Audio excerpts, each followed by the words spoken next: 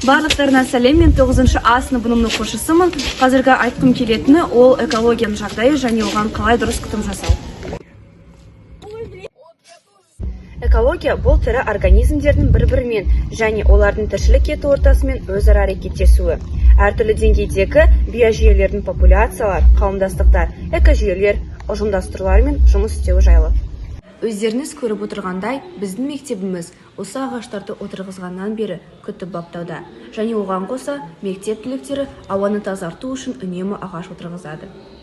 Сонымен қатар мен айтқым келетіні бұл экологияның негізгі 4 заңы. Біріншісі, бәрі бір-бірімен байланысты. Екіншісі, еш нәрсе ешқайда жоғалмайды. Үшіншісі, табиғат бәрінен жақсы біледі. Заң 2 мағыналы, бірақ табиғи жүйелерде де аса сақтықты талап етеді. Төртіншісі, ештеңе тегін берілмейді.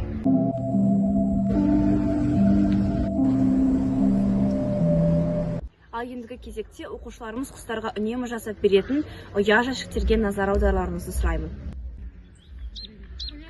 Ал енді сау болыңыздар!